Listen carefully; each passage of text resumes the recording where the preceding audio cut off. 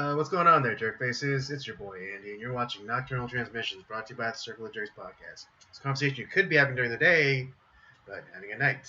We're back this week with another riveting live stream for you guys, talking current events, as well as our usual movie review. And with me, as ever, co-piloting this thing is the homeboy Rob. All right, I'm back. You're back. For another week. I mean, not that you really went anywhere from last week, and from the perspective of the audience, but I was in San Diego this past weekend, celebrating my first anniversary with my wife, mm-hmm. and we had I had some time off in July, and it was kind of a good time to really like to take it. Mm-hmm. I didn't really get there's not really a chance any other time like this summer, so it's like this seemed like a good time to take it. And we went to San Diego, and I surprised her with like a bunch of stuff. We went to the San Diego Zoo, which she really enjoys the zoo, as do I. And San Diego Zoo is it's very big. There's a lot of stuff to go see. And to be honest, I kind of wish we had spent most of the day at the zoo because we would have been able to see everything. But we were on a little bit of a time crunch, so we weren't able to see all of the zoo. We didn't get to see the safari park like I would have liked. And then we went to the fish market, which is a seafood restaurant out there that's right on the ocean. Pretty famous, but a lot of good food. My wife, she loves oysters, which I cannot stand. So she was really excited to slurp down oysters, which yuck. Sorry, I got oysters. But no, it was really good. We had a good time there. Then we went to see Black Widow. That was but we actually got to see in the theater, which was a lot of fun. We went to one downtown, which turned out like it was kind of an interesting movie theater because it's like on top of a club, so it was kind of like loud and crazy. I mean, not in the movie theater obviously, but like just the whole area just seemed to be like a lot of craziness. To be honest, downtown San Diego used to be really, really beautiful, and it still is for the most part.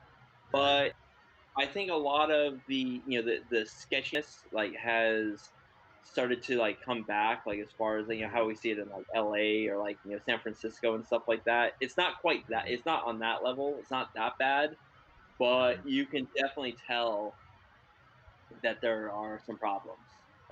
And I mean, but like in terms of like tent cities, is it as bad as LA not as bad as here? Not as bad as here at all. But it's definitely you can definitely see it starting to if left unattended, it's gonna get worse.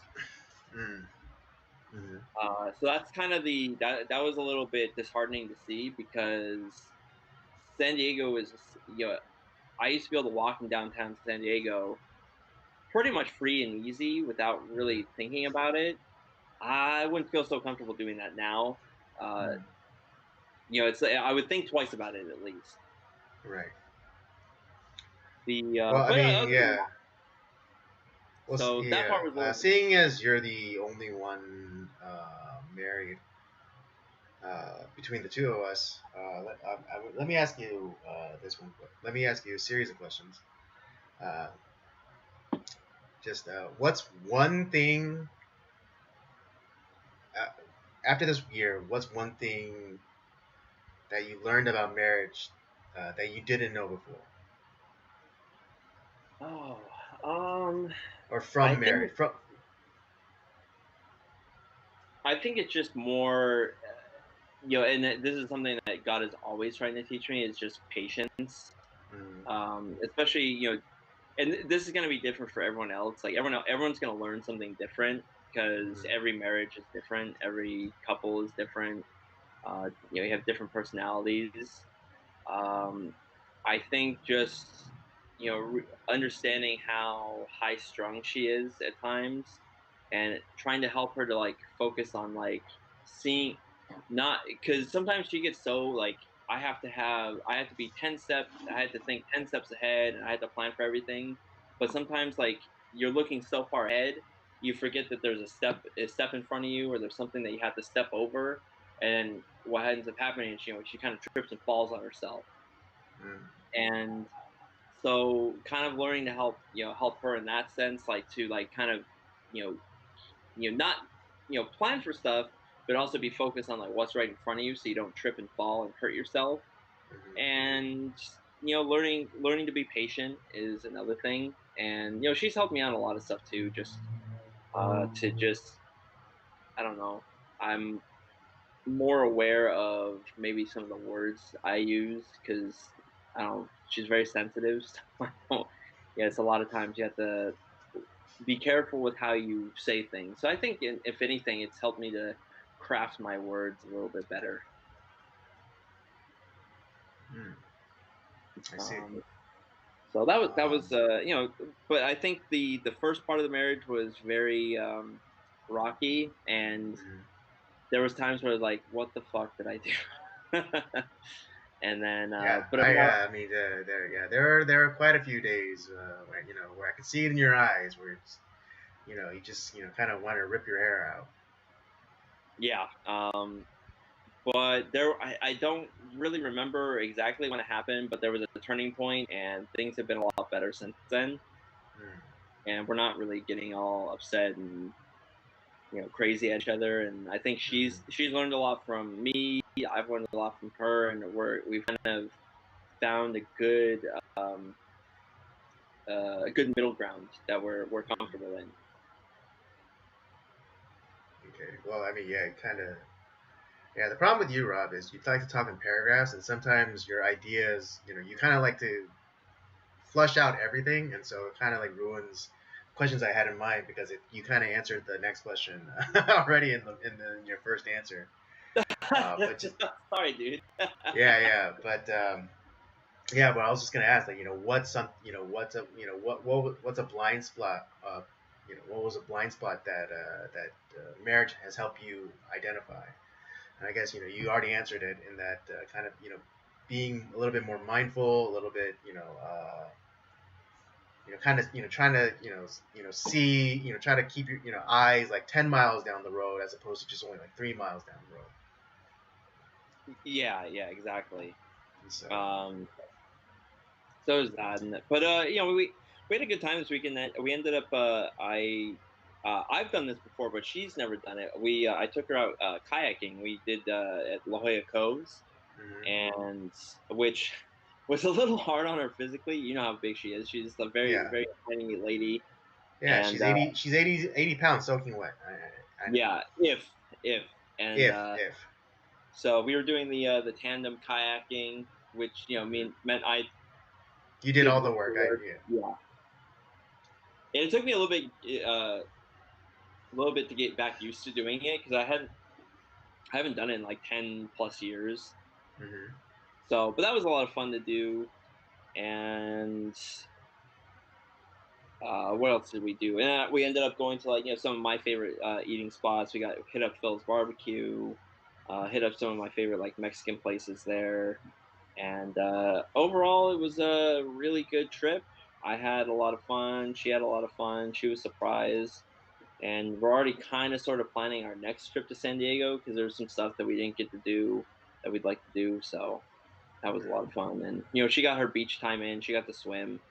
Actually, what was kind of fun is our group was really small for the kayaking tour that we were doing. So Hmm. we actually went out like pretty far, like in the ocean, and it's a Hmm. good area, like where there's not like a ton of people. It's like, yeah, let's we all ended up like swimming in the ocean, deep ocean, Hmm. which is a lot of fun.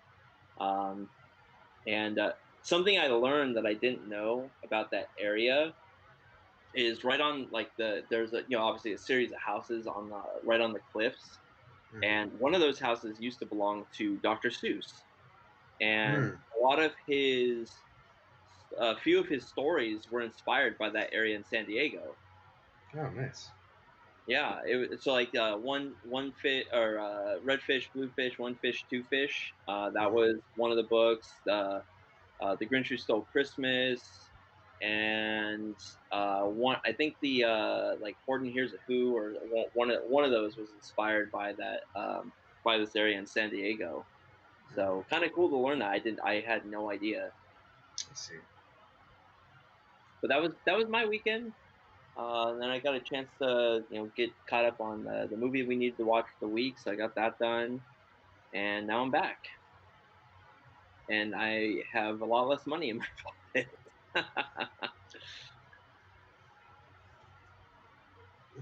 That's what you get for getting married.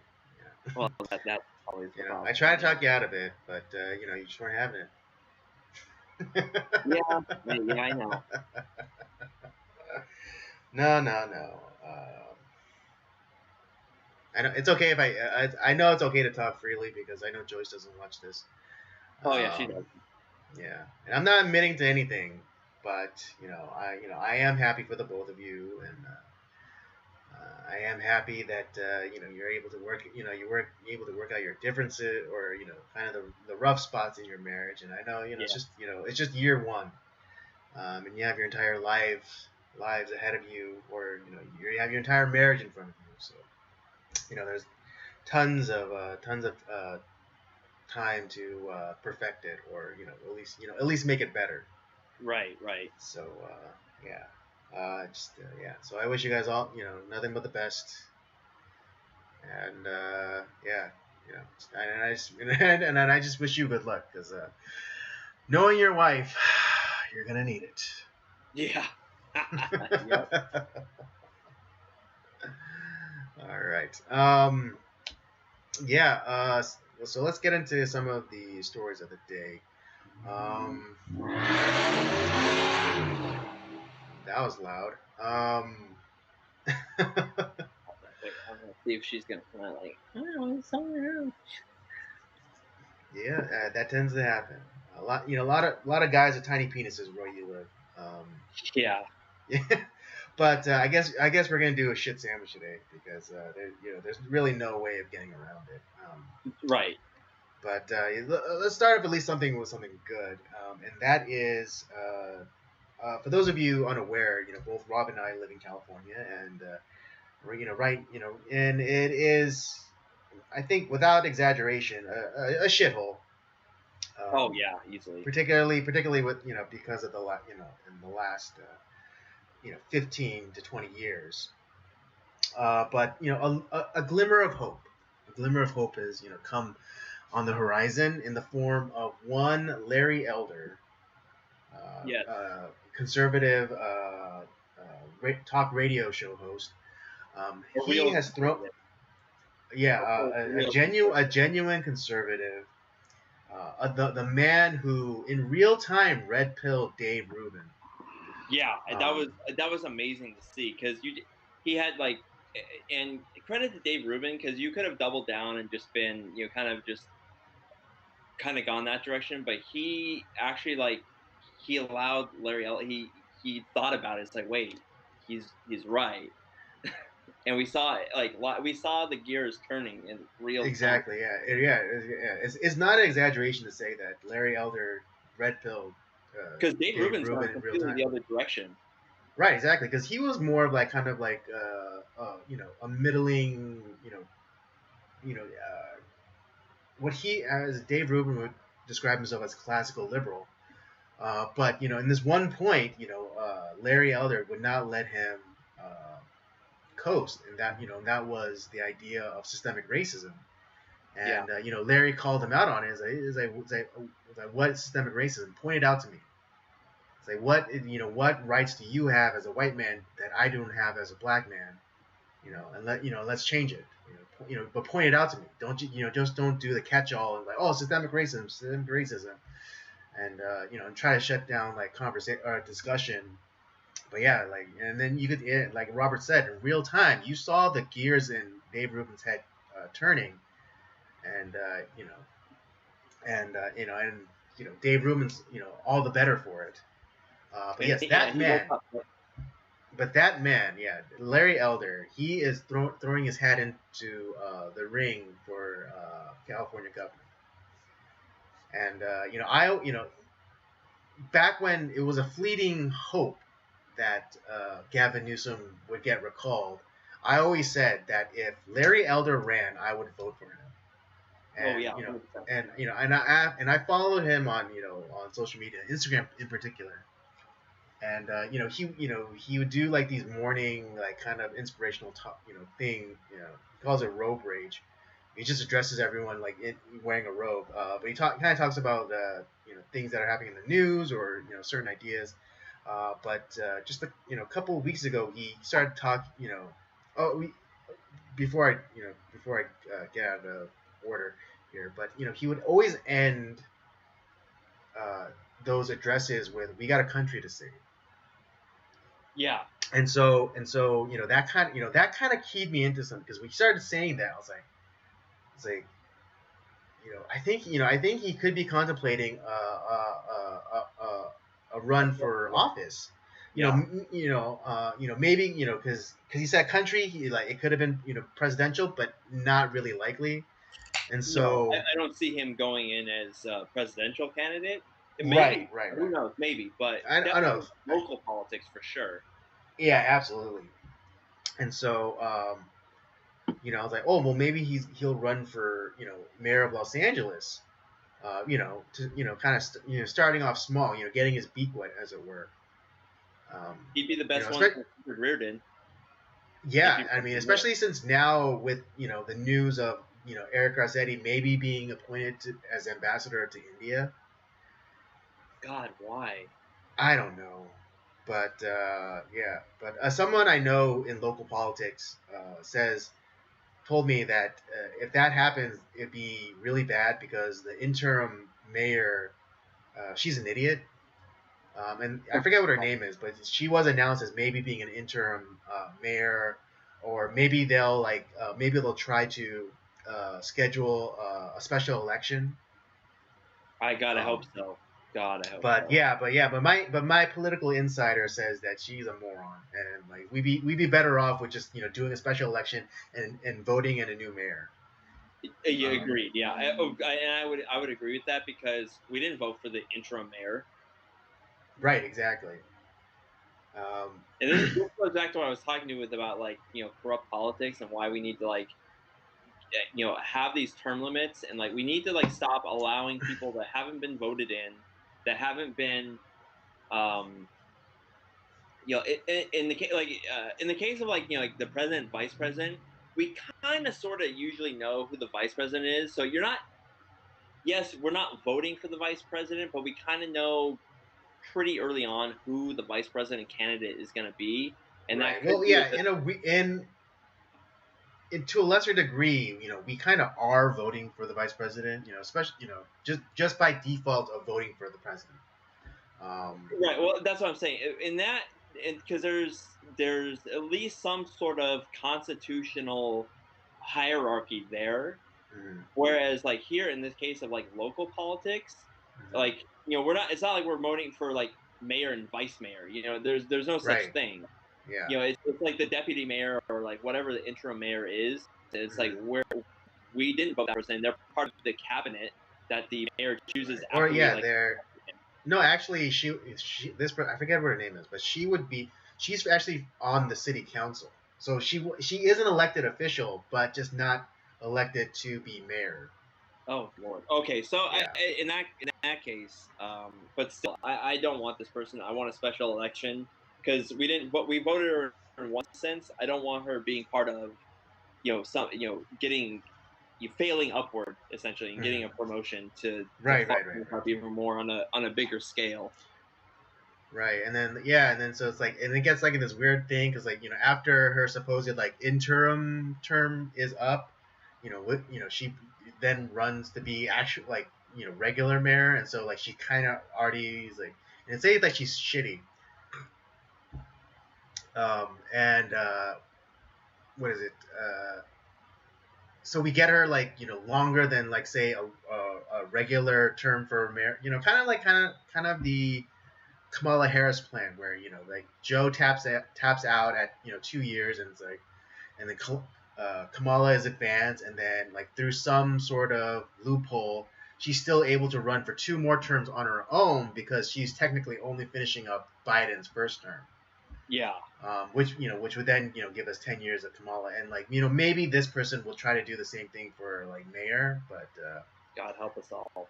yeah, especially if my insider is correct, and I have no reason to doubt him. So yeah, the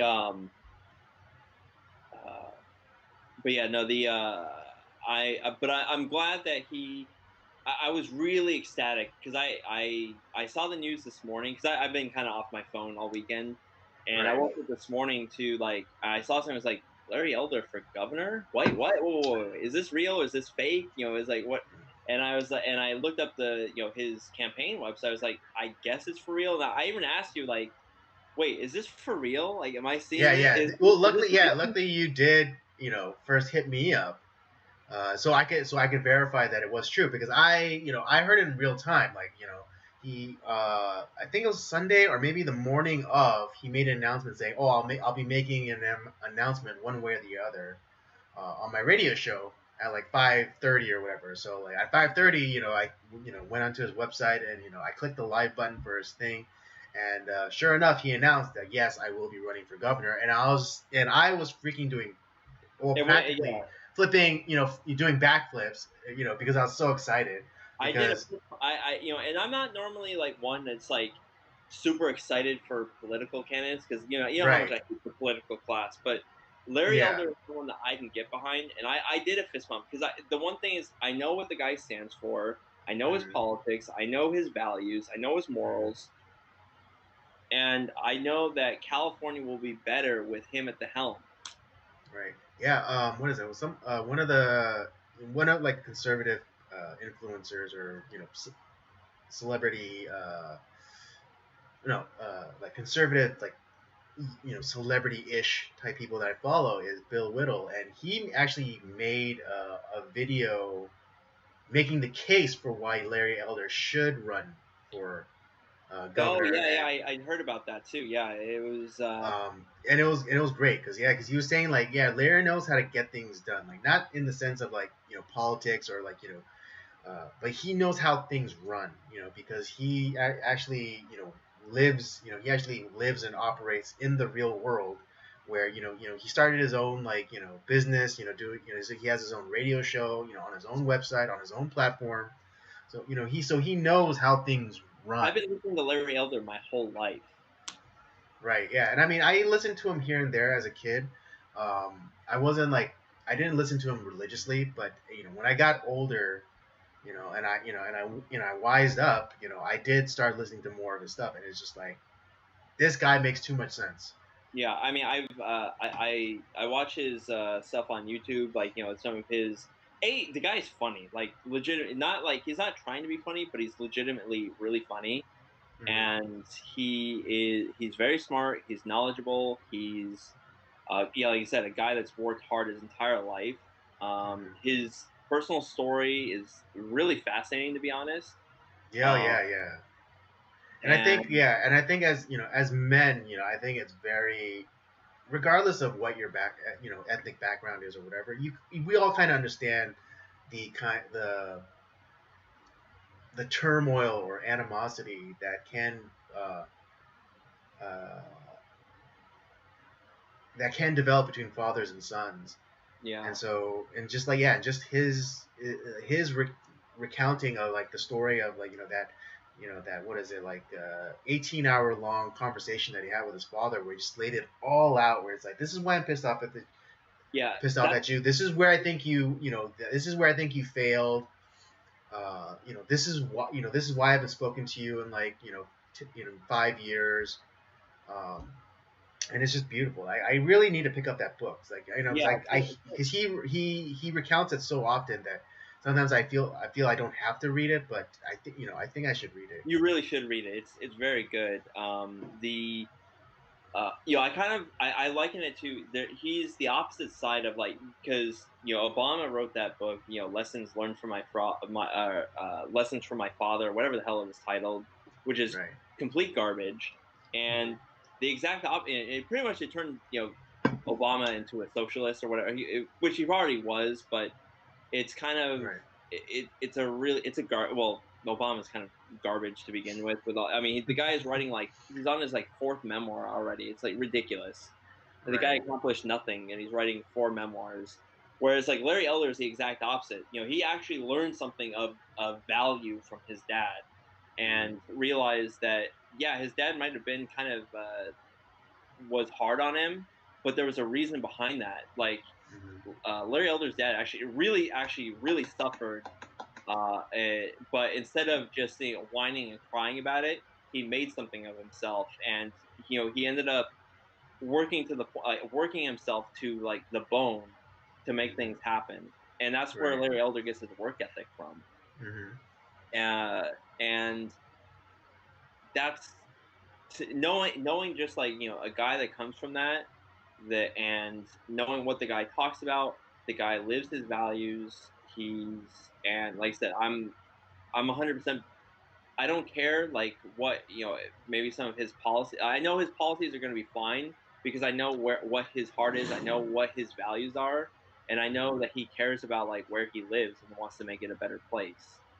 Right. He's gonna channel that same energy that he's been putting into his radio show for like 30 some years and that he's done his entire life. He's going to pour that into California to make it better as best as he can. Right, absolutely, yeah, and I mean that's all we can expect from him is for him to do the best he can, and yeah, because we know like his backstory, like his best will be enough. His best will be enough.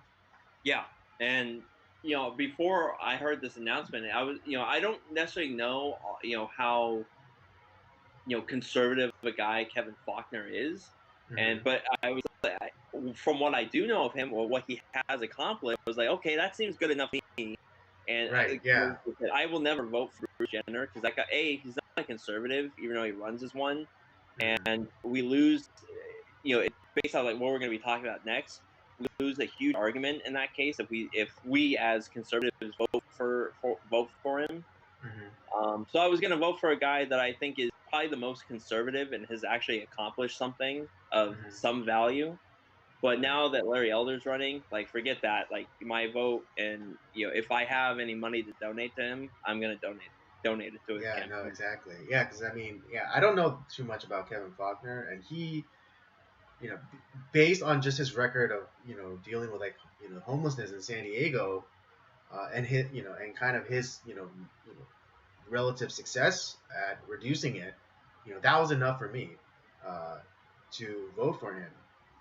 Because my thing has been, if we California has a lot of problems. Let's start with one problem. Let's fix one thing to start off with.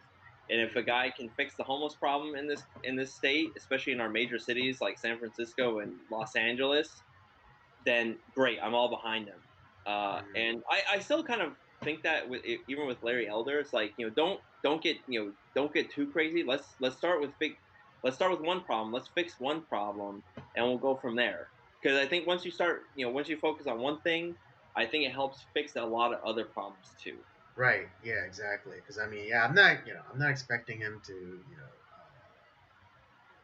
what is it I never expect reduce traffic or or help with like the forest management, to help reduce wildfires, whatever. I'm not expecting him to do too much. If he just does one thing and he's successful at that, that's good enough for me. And knowing Larry Elder, I know that he will. I know that even if he'll achieve one thing, and again, that's enough. I know he will achieve one thing at least, and it might be homelessness, it might be forest management, it might be transit or whatever, or whatever the power grid. Oh yeah, the power grid. Yeah, I mean, I don't know about you, but like again, we're the old men now, but but as a kid growing up, I never. There was never announcements by the state saying, "Oh, flex hours. Reduce your, power consumption between these and such hours." Like there was never anything like that. This wasn't a problem until Gray Davis came into power. Exactly. And the modern, and like it's modern. A long time now, but that was like when we were in high school, and yeah, that was when the problems really started. and they've never right. Yeah, like this push for like green energy, and which even way back then was not very reliable. I mean, even no. it's progressed to like it's like 20 years now, and green energy is not even like 5% better than it was No. 20 years ago. And it's like, and they keep saying like, oh, we just need to we just need to put more funding in the research, and it's like, well, here's petroleum that we've had for over 100 years and is consistent.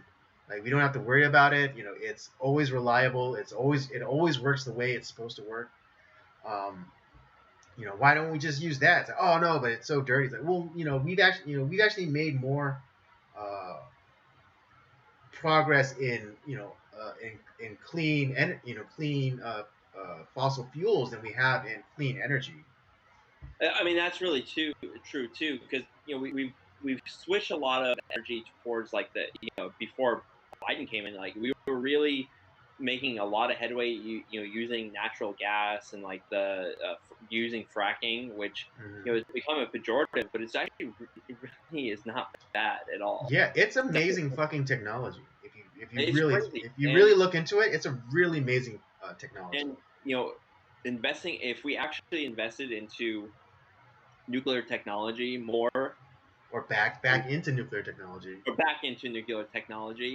and the thing is, if whatever like waste is produced, like, and really, to be honest, actually the nuclear waste produced, like the toxic waste, is so minuscule, it doesn't really make a difference. Like, again, it's all about the branding, and like like with back in movies back in like the 80s and stuff, and showing like the bright neon green sludge. It's like, oh, nuclear waste. Like, that's not what nuclear waste like, is. Everyone thinks that we're gonna have a 3 Mile Island or a Chernobyl, which probably were like, I'm not saying that those weren't like real issues, but like we've talked about it before. Like, I'm not really too sure that like the actual effects of Chernobyl. Like, I mean, it's become a nature preserve. If it was a real nuclear disaster, right? I mean, yeah, there aren't deer walking around Chernobyl with like 8 legs, or or with tentacles. They look like normal deer, and like normal ground squirrels, and normal whatever the fuck. I'm not saying that like nuclear bombs and all that stuff, like that there isn't danger. Surely there, yeah, obviously there is, but at the same time, like, as far as like the lasting effects of it, like, I'm not saying that there isn't any, but I'm skeptical as to like the degree that it's right. Well, yeah, I mean, I just, again, like, man, yeah, it just, I'm skeptical. I'll just say that. Right. And I mean, again, it doesn't take much to be an expert. I mean, it took me, all of like, 1/30th of a second to type in, how long do nuclear fuel rods last, and it said, and Google gave me the answer, and it said 6 years. 6 years where we could be having continuous energy. Like, wow. Really cheap energy too, and all those rods do is boil water to create steam to turn turbines. That's the fucking cleanest thing you could ever imagine. And here's the crazy thing too, is like, it's naturally reoccurring. I mean, the fucking core of the goddamn planet is nuclear energy. Like, nuclear energy is it's everywhere on this goddamn planet. Mm-hmm. I mean, hell, like, I know you're not necessarily like you're not really necessarily sure about space or whatever, but the whole damn planet, if based off the science that like is that we hear about, like, the whole goddamn planet is surrounded by nuclear energy. Well, if your particular worldview is correct, then yes. Yeah, that's what I'm saying. Like, I'm not. Yeah, I know. Exactly. Yeah, I'm conceding your point. If your particular worldview is correct, then you are right. There's nuclear radiation. There's nuclear energy all around us. if your You know, particular because worldview is correct. my grandfather was, part of was working as kind of like a subcontractor to NASA, like building Mm-hmm. satellites to calculate the level of cosmic radiation that before they started doing the space launches. Mm-hmm. So I mean, like if everything is the science that is that is there, like based on what we know, I mean the whole planet is surrounded by the goddamn thing. Like so the fact that like nuclear, it's a source that could run out, I really don't see that at all. Yeah, I mean, just let's take a look at what is it? Fossil fuels. They said that we're gonna hit peak oil back in the 70s. It's like a quarter into the next century, and we're still finding all this gas. We're still finding Well, all this oil. well, even like it's the supposed like the deposits that like ran dry. Guess what happened? They filled back up. They fill back up, and it's stupid too because they're saying like you have to drill like 2 miles or 3 miles into the earth. They're finding it as shallow as like a few hundred feet. Yeah, That doesn't if like the supposed theory of fossil fuels coming from the dead remains of plants and animals from eons ago and through oh some god. sort of yeah I know Oh, utter garbage utter when you ask, garbage. and here, you know, first of all, like I know people laughed at me when I because my especially my dad laughed at me too. It was like because I thought it was like That's basically right. Yeah, yeah, yeah. it's old, like it's old, like it's old technology. It's fossil. It's a Right. Yeah, fossil. yeah. Mhm. That to me makes a hell of a lot more sense than the fucking actual explanation of what fossil fuels mean. That sounds Right. You thought it was more descriptive or more, like as an anachronism as opposed to a process. when I heard that, I was like, "You have got to be shitting me." No. Yeah. Good. Hence why Sinclair the oil You oil company is a the dinosaur. dinosaur. I get it now. I'm like, Yeah. but I'm still like, what the fuck? Yeah. That's stupid. But yeah, like their idea, the theory about where oil comes from is completely stupid, because again they if we had if because like sedimentary layers or whatever, all oil will be found like 3 miles under in the ground, but sometimes it's found again as shallow as like 300 feet That from the sounds like something. surface. If Dr. Fauci was an environmental scientist, that sounds like something he would come up with. Wait, what? Well, if I was saying if Dr. Fauci was an environmental scientist, that sounds like something Uh, he would come up with. Oh, yeah, yeah, yeah. Oh, about fossil fuels? About where fossil fuels come from? Okay, yeah, yeah, Yeah. yeah. It just makes common All right, sense. it just makes common sense. All right, sometimes because of tectonics, the shifting, sometimes it brings it up to 300 feet, and sometimes you have to go 3 miles down. It's like shut the fuck Anyway, but up. as far as like power goes, like I said, if Larry Elder runs, if he wins, God, I hope he does. Like I said, just fix one problem. Let's start with one problem, and we'll go from there. Exactly. Yeah, I mean, it could be energy, it could be the homeless crisis, it could be it could be forest management. It could, it could even be it could be the border too. I don't know what. Just one. Yeah. If he just solves one problem, Well, hell, to I'd be be happy. honest, I'd be here we content. go. Here we go, because obviously, like Texas and Florida, they are working on like trying to secure the border, because they're like the federal government has failed us. They're not going to do it, so we have to do it, and we're going to do everything in our power to secure the border. Hmm. And if Larry Elder becomes governor and he signs on that, we have a great shot of securing our border for real. Right. Oh yeah, and like, I mean, I don't know who the governor of Arizona is, but if he was a Republican, then they could form a coalition that that stretches from California, Arizona, I think New Mexico is run by Democrat, but and Texas, they could maybe even leverage New Mexico into joining in to Yeah, fortify the border, that would be amazing. right? Yeah, I know everyone's freaking out saying that's the end of the world and stuff. Like, I'm finding reasons to hope. I'm finding reasons to hope too. Like, yeah, I mean, And I'm trying to bring back the Carter '70s, but I'm finding ways for us to hope. We actually have some, at least on the state political level, we actually have some winners. yeah, absolutely. And just, don't everyone's like saying, oh, what we lost, what we lost, what we lost. Like, switch up the perspectives. Like, oh, what can we gain? What does the future hold? That's where the opportunities in the future, not in the past. Let's stop trying to get back what we lost, but try to gain something that's yet to come.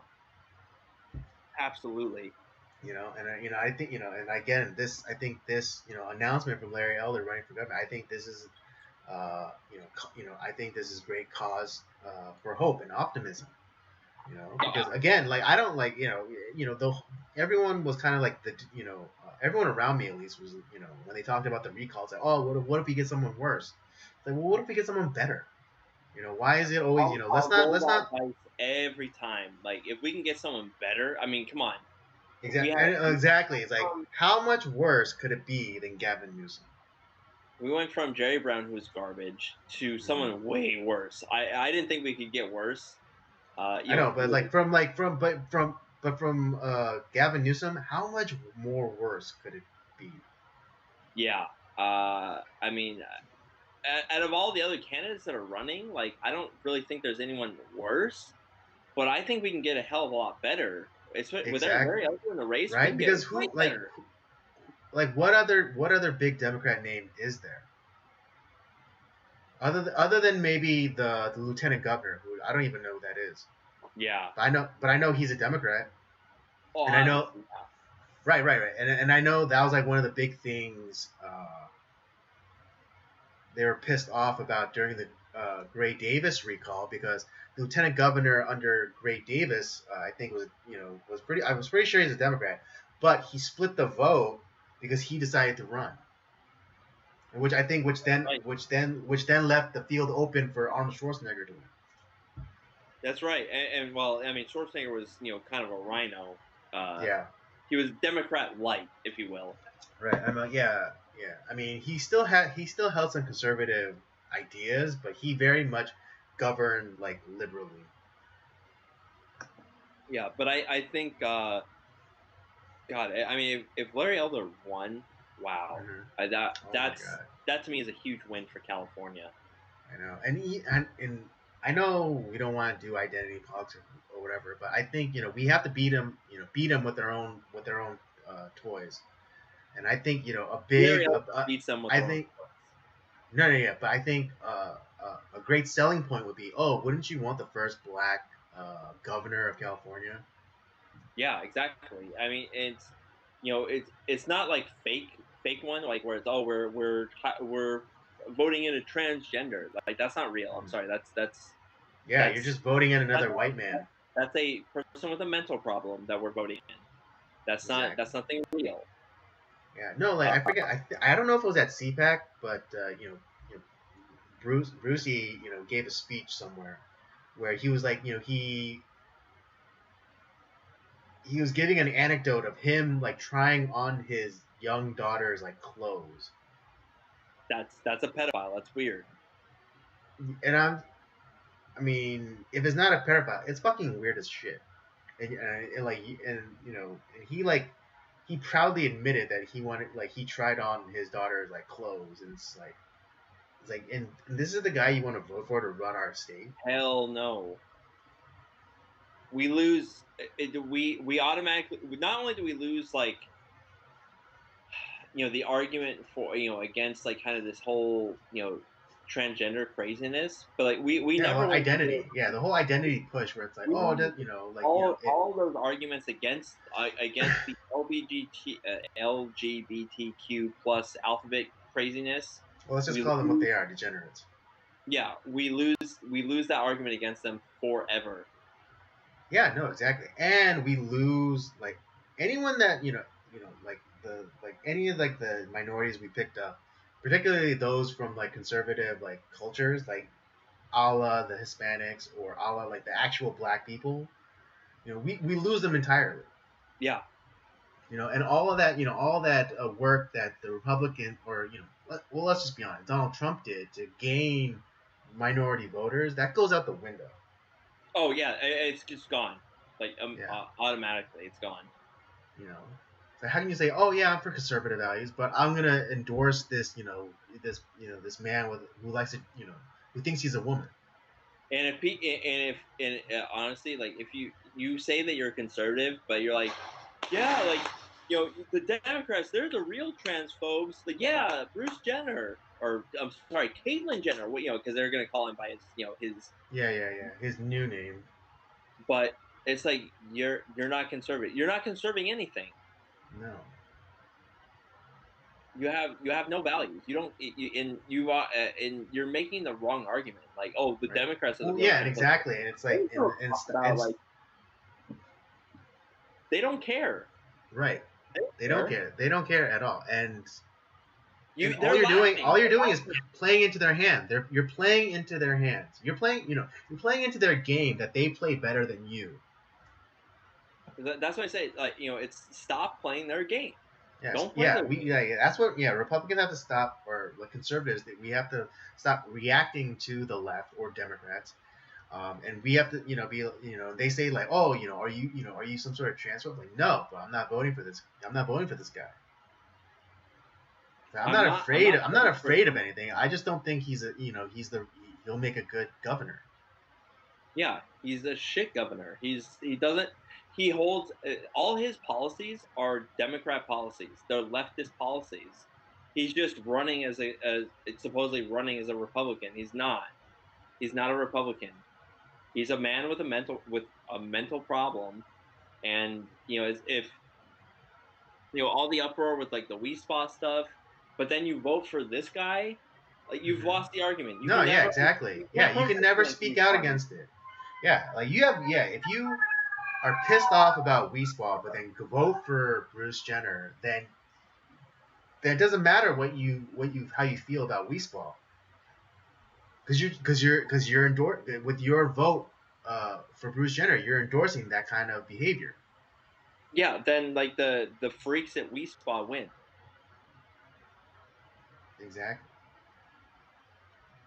Anyways, vote for Larry Elder. I usually don't endorse candidates. I usually don't celebrate. Yeah, I mean, like people running. But this is one time. This to me is like one exception where I'm like, yeah, I'm 100% behind this guy. Yeah, and I mean, I wouldn't imagine us, making it a regular thing a regular thing to endorse candidates. But in this one instance, I think we're gonna make an exception, and we're gonna say we endorse Larry Elder. I've never in 1,000 years thought I would ever utter those words, but vote for Larry Elder. That's the guy that's going to make California better. And if you don't know anything about his politics, you're not really sure. Like you're a conservative, but you don't really. If you're, you live in a hole in the ground, but you don't know much about Larry Elder, go to the Epic Times YouTube channel. Larry Elder has his videos. Yeah. You can listen to his radio program on Spotify. You can read his book, and you can learn a lot about Larry Elder, and I think you're going to be pleasantly surprised. Oh yeah, absolutely. Yeah, so I mean, if you agree that the status quo can no longer be tolerated, and you're looking for an alternative candidate, and you're a little leery of the title Republican, and I'm not even saying that Larry Elder is a Republican. He may not be. But if you're looking for just an alternative who has who has their opinions, their stance on things on record, that is easily viewable and consumable, then check out Larry Elder stuff. Yeah, like Whatever just as whatever his party is, I'm that party, because that's right. his values are pretty damn close to mine. Mm-hmm. Yeah, so like Robert said, like check out the Epic Time YouTube channel. Check out his his show on Spotify. Even check out his own website. I think like Larry Elder. Is it LarryElder.com. LarryElder.com, and then also check out his campaign website, Elder. What was it, Elect Elder? Let me see, because I sent it to you this morning. Yeah.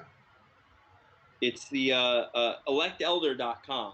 Yeah, electelder.com. That's his campaign website. Check it out. See where some of his, where he stands on some of the issues. And just really just equip yourself with knowledge. And even though we're endorsing and we would highly encourage you to vote for him. Ultimately, we don't, it's your decision. But we're not going to go. Yeah. Yeah, we're not. Yeah, you with a crowbar in the knee if you don't vote for Larry Elder. But yeah, or tempt you with a bottle of water. Yeah. Or tempt you with a bottle of water. But yeah, we do. Whether you vote for him or not, that's your business. But please at least do the due diligence of like finding out about him, like what his platform is, what his stance on like certain issues are. And really arm yourself with knowledge before you go in and decide to vote for a candidate. Yeah, 100%. All right. I think that's that. I think we fully covered everything on that. Yeah, I think we covered that. We're good. I'm so excited. This is I know, right? This is really good news, Like because I'm on vacation right now. Like I'm not working this week, and like coming back from San Diego, and like I heard this news this morning. I'm like, what? This is great news. I'm so happy. It's a red letter day for you. I never be excited for a political candidate. That's new to me. Yeah, I know, and I mean, yeah, I voted for Trump and everything, but like, I was never excited about Trump, and I got, I was, what was it? I got turned to be supporting Trump, just again through research, through listening to his speeches in full and in context. Yeah.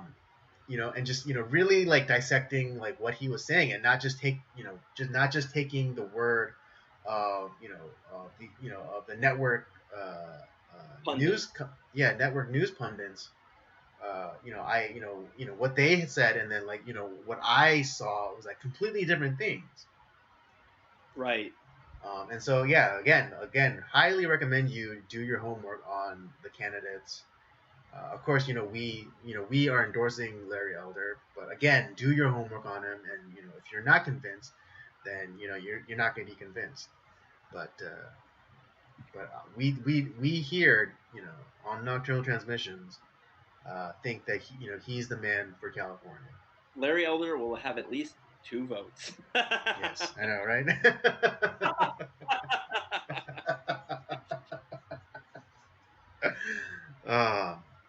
All right, now to get to the shit part of the shit sandwich today. Yeah, I know. And it's disgusting shit. It's disgusting. I'm sure most of you've heard this. It kind of broke mid to late last week, and I wish it had broken earlier so we could talk about it back then. But it is what it is, and a lot of people have talked about it in great detail. And we're just gonna throw in our quick 3 cents here. Last week, the San Francisco Gay Men's Choir, I don't know why, or chorus, I should say, or to be accurate, is the San Francisco Gay Men's Chorus put out a video of their members singing this song, basically announcing that that they will be targeting children. There's gay people in San Francisco? I never knew this. Shocker of shocks.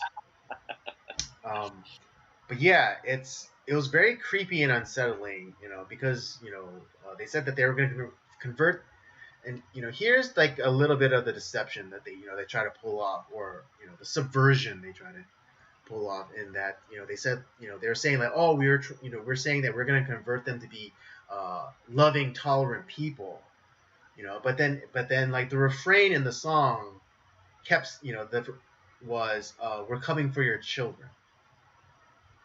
And I'm again, in full disclosure, I'm not a parent, but if I'm a parent and I heard a bunch of men saying I'm coming for your child, that's a call to action. Oh, I'm gonna beat the hell out of all those people. Defensively, of course.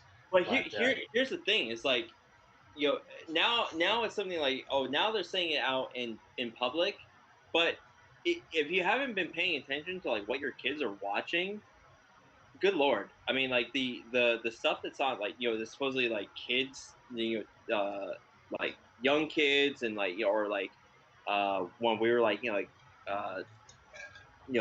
preteens and stuff like that. Like the stuff that we watched when we were kids never really had, to me, like, yeah, there were some serious topics, but there wasn't like necessarily like, it wasn't the propaganda craziness. I think like the biggest propaganda thing that we had as kids was maybe Captain Planet. Other than that, the whole environmentalism propaganda. Trans, it's. But now, like, I mean, the one big thing that I saw was the whole. To me, that was trust me, there's a lot of disgusting shit that's coming out now. But the one that stands out above the rest, there's two examples. There's the Blue's Clues, like, which I was a little too old for Blue's Clues when it came out, but it was a fairly wholesome show up until fairly recently, when they had the whole thing like where they're celebrating. It's this thing that came out during June, like which now is being called Pride Month because June doesn't exist anymore, and it's pretty much it's propaganda. It's teaching kids that, like, oh, all these gay and lesbian families and trans and whatever demisexual, whatever the fuck you want to be, or whatever the alphabet mafia is trying to tell you is okay. It's like, oh yeah, it's okay, kids. You have to be tolerant. You have to, and I highly encourage you, if you are a parent that doesn't know about this, or you're just, even if you're not a parent, this is going to affect you in some way or another, because this is it's already happened. It's already happened. Like, like with freaking Arthur, they made like the teacher a homo, and then had his wedding on the show. And I feel so much and better. And then like the drag queen story hours, and the freaking drag kids, and I feel so much better now that Sesame Street has a gay couple on it. Right. And that pains and that really pains me, because I liked Sesame Street as a kid. I liked a lot of this stuff when I was a kid. Now it's been completely corrupted. Right. Well, let me, like, here's what the problem is that like we wouldn't show like heterosexual porn or describe heterosexual sex to children younger than like 12 years old. I mean, because that's when I remember in 5th grade, I was like 10 or so. That's when we got like the whole you're getting hair in weird places, and your voice is going to change, and whatever talk from school. But even then, like they weren't highly. It wasn't highly graphic. No, but and even then, to be honest, if I was a parent back then, we always kind of made fun of the kids that like the parents like wouldn't let them into that stuff, like, because you had to have a waiver. Right. You had to have permission. We made fun of the kids that weren't in there, but if knowing what I know now, I don't want some stranger from the government institution teaching my kids about that stuff. No, I would have said no. Right. I mean, knowing what we know now, but in slight defense of our generation, even back, I still remember that video, and it wasn't as graphic. Describing like the process. But it didn't teach me how to masturbate. It just and through use of line drawing like animation, but like not like kind of like don't it was like what I remember, it was like blue background with white lines, so you couldn't even really make out like what was if it was a penis or a vagina or whatever. True. And I think that was all kind of like back when there were standards, some standards that are still enforced. You couldn't outright show pornography to a bunch of 10-year-olds. Oh, now they're making the cartoons. Like that's the right. No, exactly. There's that school in New York, that private school in New York that was teaching kids how to masturbate, and it's just like it's a cartoon. Right, but that's the whole point. That's the whole point, because the carnal knowledge should not be shared with anyone not ready for it. So like whether you agree or not, like 10 or 12-year-olds are ready for it. They're more ready to handle it than say like 5 to 6-year-olds, which is now being presented to. And so yeah, like you have those stories of like that Brooklyn teacher who basically showed pornogaphy to kindergartners. Yeah, and here's the crazy thing, because like the generation like the baby boomers and Gen Z, like obviously a lot of them end up for them, porn isn't quite as big of a deal, because they had to go and search for it. It was kind of like it was a very taboo thing. It wasn't quite as big of a deal. But like our generation and like the generation, especially the generations that come after us, it's so prevalent now, and right. a lot of there's a lot more easy access. Although I think we're still sorry. Although I think that we're I still I mean, this might date me, but I still remember the days of scrambled Spice Channel. Oh yeah. It's like, oh man, I think I see I see a boob. So awesome. But no, it's the definitely the generation after us where it's so prevalent. And right. Let me just like really quickly though. Like in the song, they talk about like, oh, we'll show your kids things that you try to keep them away from on the internet, and so it's like they're talking about carnal knowledge. They're not talking about oh this guy likes guys or this girl likes girls, so just accept them for who they are. That's completely different from saying like showing like gay porn to a 5-year-old, and that's what they were specifically talking about in the song.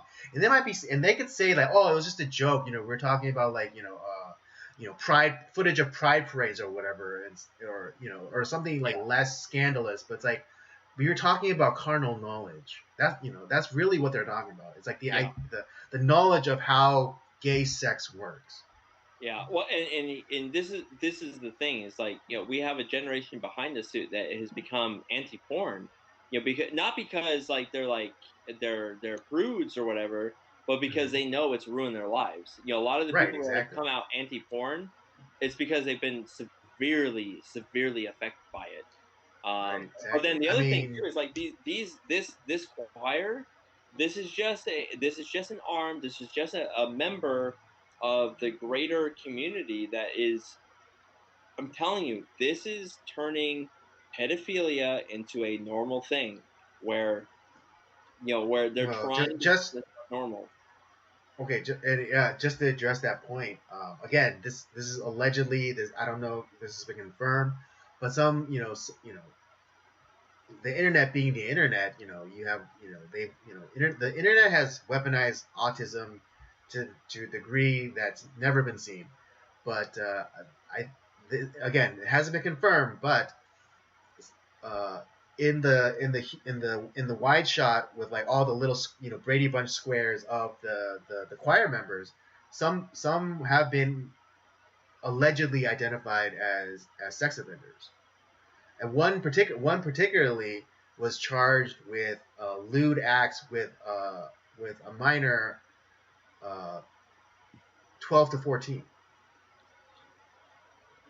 Allegedly. Then this is all allegedly. It hasn't been substantiated, but this is alleged. Jesus Christ. But yeah, I mean,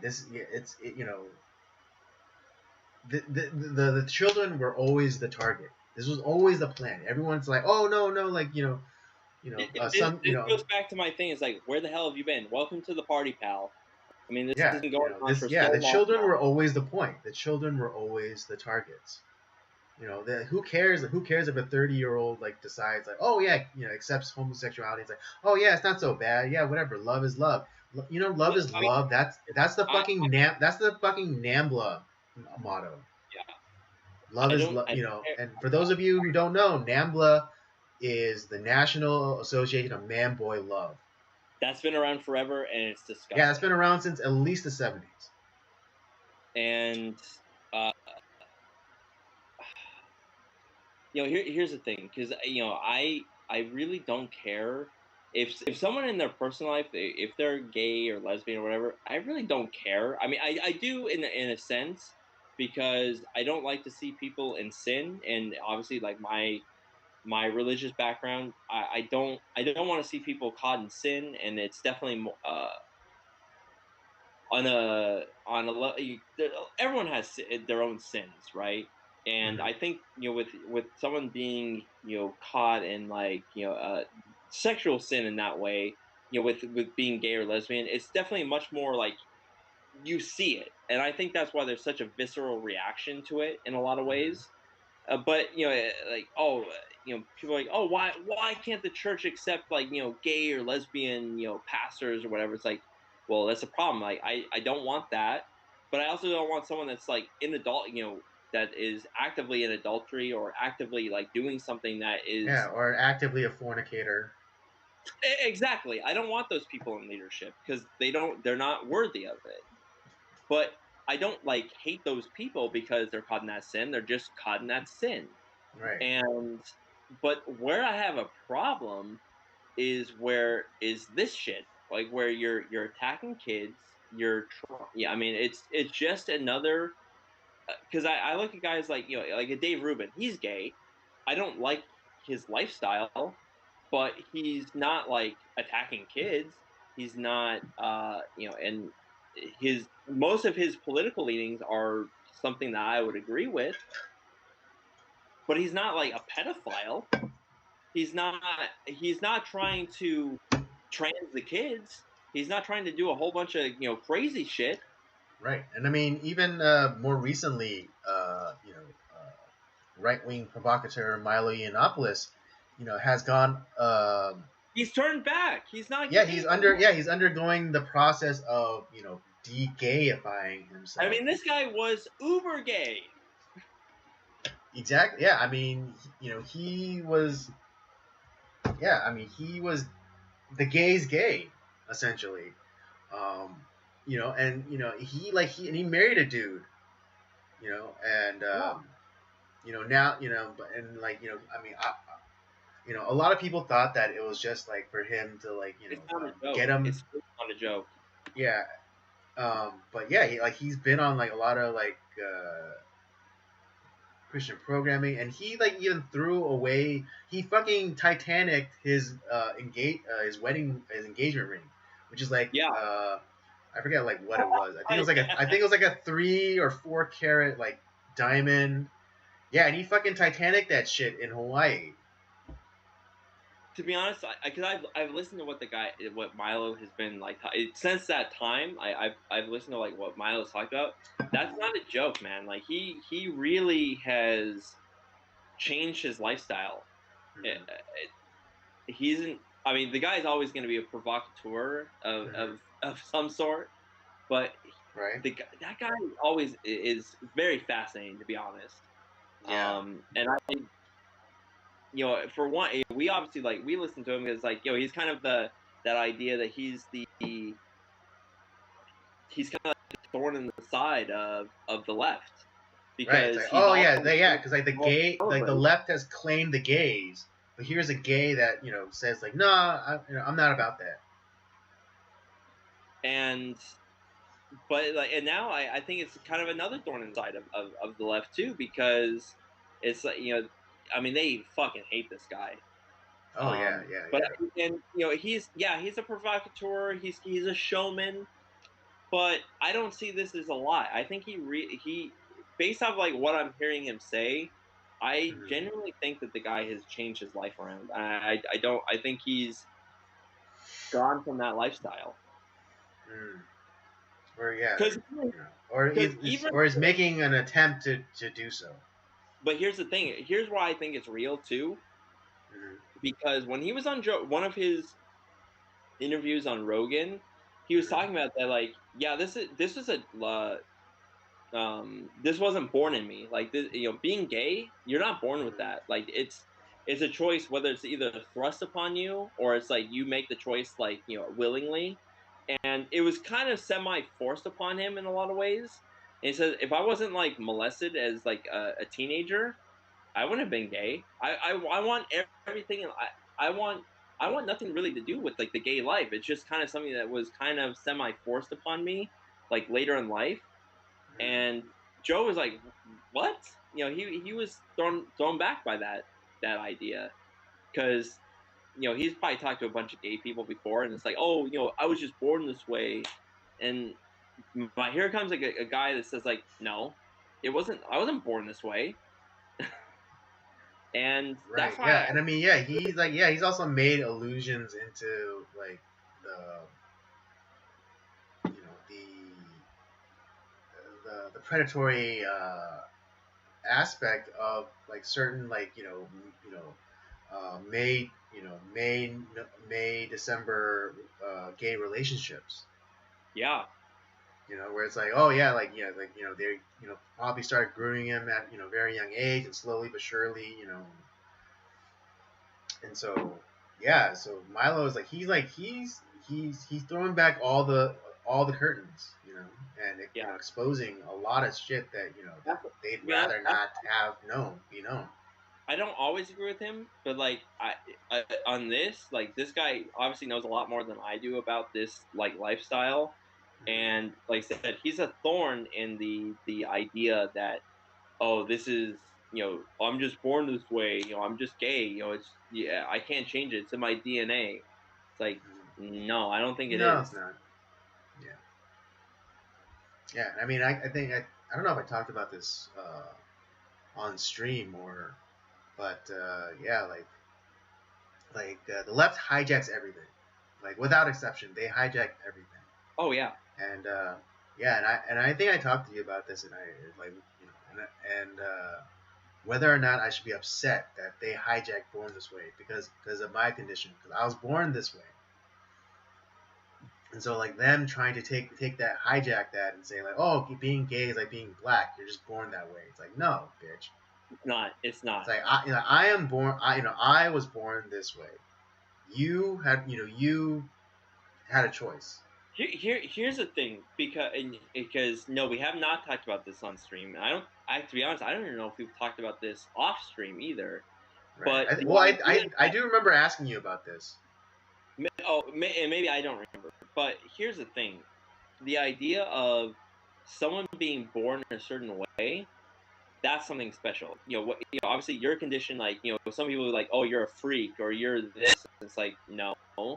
And you even talked about that. Like I asked you that question specifically when we did your interview, is like, and you said, it's like, you quoted from scripture. It's like, it's like you felt like, this is the way that God made you. You were molded this way in the womb. And it's like, you've not only have you accepted it, like you have thrived the way you are. It's like, and you don't like hold it against God. You don't think that you're lesser than anyone else. Like, you're just you, and you make the most of it.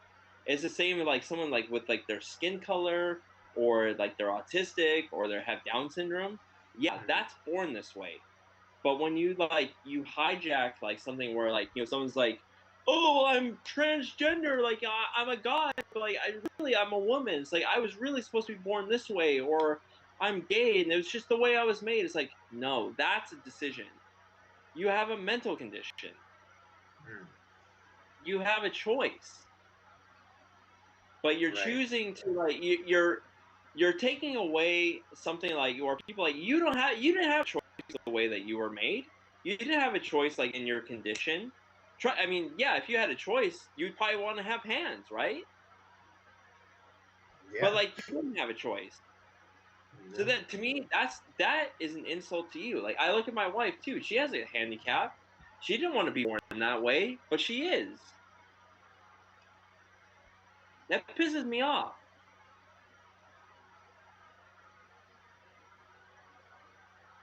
Yeah, absolutely. Yeah, People. yeah, it's just yeah, Really these people, yeah, it's the left. Like they, without exception, the left hijacks things, or they subvert things, and These so people are they're trying to control your children. They want to be honest, and I'm just gonna be frank here. They want to rape and molest your children. They want to turn pedophilia normal. They're this is to me this is the most awful thing that can happen. The fact that you want to turn children trans or whatever, and whatever. If we end up this episode is demonetized or whatever, thrown off, I really don't care. I hope that someone hears this message that maybe like is on the fence and changes their mind. But this is exactly like if I could execute these people, I would, because if I had the power, because these guys are evil. About, I mean, this is on the level of like Sodom and Gomorrah evil. Like, and people think of like, oh, Sodom and Gomorrah is just like it's just a story. It's like no, this really happened, and it's the where I mean, Lot was pretty like fucked up in the fact that he was even like he was protecting his guests, but he was willing to like throw up his daughters, as like my virgin daughters, like you have them, that's fine.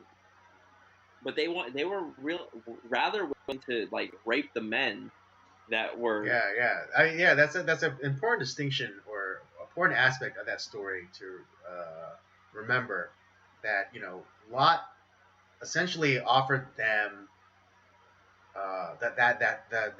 that rapacious crowd, the equivalent of like filet mignon, and they're like, no, we want the anus, Yeah, that's what that's the crazy and part of the so story. I mean, and I mean, because I mean, still in some parts of this world, virginity is still highly sought after, but Still being like, yeah, yeah, Lot essentially offered that rapacious crowd filet mignon, and they're like, no, we want liver. Like we want the anuses of those two men. And so like don't tell me that that it's some immutable innate characteristic of somebody. That's that was a decision, and so is the decision to engage in the homosexual lifestyle. it just Could it be did. that that you were manipulated and to use the San Francisco Gay Men's Chorus words, converted to thinking that you preferred anuses?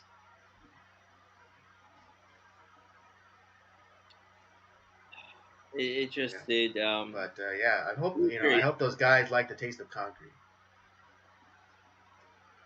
I and I think I've changed my mind a little bit because I've always talked about like in a sane society we would choose something different. We would not, this would not be allowed. But to be honest, I think that you and I are not the norm. The Christian worldview is not the norm. In fact, Mm. the norm is the whatever the pre-Christian world was. It was a horrible place to live. It Mm-hmm. gave into a lot of human desires and the evil human desires that we saw, pre-flood and the Noah's flood, and the fact that we have lived, for a couple of centuries with a at least in this country, with a Christian worldview, I think that's actually pretty extraordinary. Oh yeah, absolutely. And Because yeah, I mean, like like everyone like wants to point, everyone wants to bring. It's I don't know why, but everyone always wants to, bring humanity down to like the animals and say, oh, animalistic or, or natural rights or whatever. There's no such thing as natural rights, because the animal world is filled with nothing but rape and murder. Literally, it's yeah, the animal world is filled with nothing but rape and murder because that's how the species propagates itself through rape. How does a species advance through murder? Like the lion. Take the lion for example. A lion, a lion has a harem, and one lion fights another lion for that for the right to breed with that harem, and one if the challenging lion kills the reigning lion, he that challenger lion kills all of the young because it can't have because it can't it's not no it won't it doesn't the lion doesn't play stepdad. exactly. Right, and so like he murders all the kids, and then he goes and then sometimes he forcibly forces himself onto the females. Yeah. Through like biting and like through literal like what you would describe as rape, and that's how the species is propagated. So I don't know why people want to associate human beings with animals. Yeah, it's like I said, everyone says that, oh, we're in a post-Christian world. It's like, no, we're reverting back to a pre-Christian world. Hmm. We're reverting back to where people are giving back into their basic instincts, which are evil. Right, yeah, or they're basic or baser instincts. Yeah, um, but I but mean, again, like well, I don't want to even say like it's like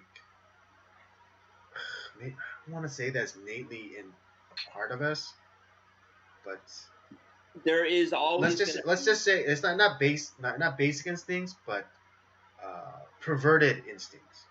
Because yes, Yeah, because people have aggression, people have lust, uh, you know, people have these things within them, but you know, you know, and because God made us, and when He created us, He said that we were good. I can't say that having aggression, you know, is evil or I don't know. This may sound blasphemous, but having lust, not being lustful, but having lust, you know, isn't necessarily a bad thing because the drive to be with a woman or to have a woman, is something that helps. I think I is think a that's great motivator. What was that? I don't think that that's a bad thing. Like where there's a difference. It's kind of the idea of you know, um, being enjoying alcohol and being drunk. Like there's a Or difference. drinking for the purposes of getting drunk. Exactly. Yeah. Right. Yeah. So I mean, there. Yeah. I would like to say I would like to think that there's a distinction between, having lust and then being in lust for some If for being, some for someone. Um, because just having lust, might motivate you to, I don't know, like become a more desirable a mate. Either working out or getting a better job or improving your personality by working on humor or something. Um, yeah. so I mean, because that is because God made us, and that means He put that drive within us. So it's really the perversion of those drives that Yeah. that we're turning back to, and that's what happened with the ancient people. That was in the Bible, like in Sodom and Gomorrah, or in Babylon, or what have you. Yeah. Woo, that was a bit of a minefield, but I Yeah. think we that was a rough subject, man. Like it really was. Yeah, because again, I didn't want to like sound blasphemous and I don't want to have it misconstrued like, oh yeah, it's okay to be to be lustful or No, whatever. Like, no. I know that's not what you were going for, and Right. I see the distinction you were trying to make. Mm-hmm. Thank you. Yeah, and I just hope that the audience also understands that distinction as well. That, I'm not saying that it's okay to be lustful. You're only human. We'll get some hate from our Christian community, but whatever. We'll navigate that as we see. Yeah. Yeah. I don't have anything else to say. Right. I mean, just I guess to wrap things up is they're coming for the kids. They're coming for the kids, and kind of tying it back to what we kind of brought up during the last segment with the whole we have to stop reacting. It's like we have to take a stand. It doesn't matter that if people think that we're hateful or we're intolerant. It's tolerance is not a virtue. Tolerance of evil is not a virtue. Yeah. Can tolerance be a virtue? Yes, if you can tolerate pain or certain grating personalities. Yes, yeah. then tolerance becomes a virtue. But tolerance for this, but the tolerance of evil or perversion is not a virtue. Right. So let's stop reacting to let's stop reacting to the left claims, and start taking a stand, because really all it's because they haven't heard no yet from us. That's right. What it is. They haven't heard no from us yet. And so they think that they can keep doing, it's like the child, whose parents never tell them no. And so we have to be the ones to say, oh, it's okay to show, porn to your kids. No. So, oh, it's okay if a Christian church goes against its morals and has a gay or performs a gay wedding ceremony. No. Fuck that. So, oh, it's okay, if a 30-year-old man, dates a 15-year-old boy. No. No. All right, so start saying no. Oh, it's okay to give out, entitlements to undocumented immigrants. No. Oh, it's okay to, on and on. Just no. Anything that you would find anything that you find objectionable, or you don't see as a value to the society, just say no. Bingo.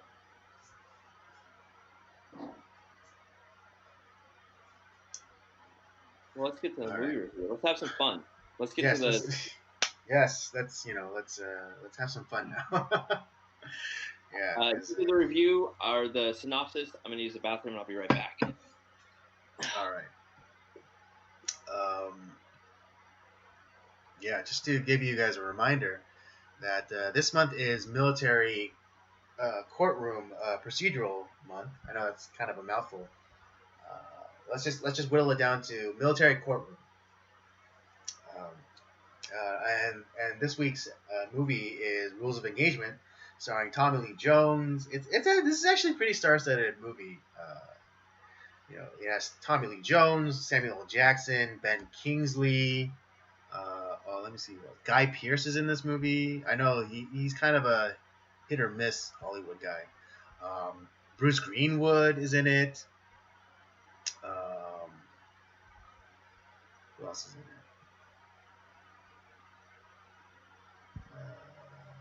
Blair Underwood. I mean, for those of you, 90s kids, it's kind of a deep cut. Who else?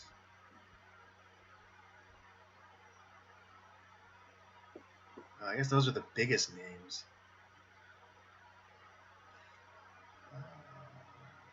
But yeah, let me give you all the synopsis, and then we can get into it. Colonel Terry Childers is a 30-year Marine veteran, a decorated officer with combat experience in Vietnam, Beirut, and Desert Storm, a patriot, a hero. But now the country he served so well has put him on trial for a rescue mission that went terribly wrong. For his attorney, he has chosen Marine Colonel Hayes Hodges, a comrade in arms who owes him his life, or owes his life to Childers. Oh, Yeah, this is one of my picks for this month. That's right. This is your pick. Yeah. Well, kind of as well as last week was Crimson Tide. That was also kind of my pick. But I was the one that kind of suggested it for this month. Right. Because that's actually. Oh yeah, I did. Yeah, isn't it? Yeah, it wasn't technically mine because Robert wanted to include this, but I did introduce the Crimson Tide to Robert. It's a amalgamation of our choices. But this movie, Rules of Engagement, is definitely my solely mine. Yeah. I remember watching it. This movie actually came out in 2000, which is a long time. Like, man, it is really like. But how 2000. Right, but how relevant it is to now. You'd think that it came out just like a couple of years ago. Right. Here's the thing about this movie, because had I watched this in the year 2000 when it came out, I would have been like, it's a good movie, but it's like, this would never happen. Mm-hmm. But knowing what I know now, and just like all the bullshit that happens from our political class, and really now our military class too. The military brass. This is very relevant today because a guy like a Terry Childers who has sacrificed everything. He doesn't have a family, doesn't have a wife, has been in combat for 30 years, and has been he loves America, like where he is a lifelong soldier. And like, and he's like the Marines Marine, like he bleeds green. God, yeah, and this is you're fucking him over pretty much for whatever, because you put your finger in your mouth and you stuck it in the wind to see which direction was blowing. I mean, the guy that's the national security advisor played I forget his real name. Bruce Greenwood. Yeah, Bruce Greenwood's character. What an asshole! I mean, that guy like the slimiest of deep staters. Yeah, I mean, it's like, and that guy had an agenda, and he was going with where the prevalent winds were going, and it's like, well, I'm not going to ruin my career, so fuck this guy. Yeah, or like the kind of, because what do you say, like, oh, like now every moderate in the Middle East is asking, is going to ask questions or like reconsider, like, whether or not they want us in their countries. So yeah, it was definitely the motive to try Colonel Childers was definitely politically driven. Just to kind of like show the rest of the Middle East, like, oh, we hold our own accountable. Yeah, and this won't happen, and this will definitely not happen in your countries. Yeah, and here, and I'm gonna get. I'm sorry, because this movie, brought a lot of like ideas to mind of like just.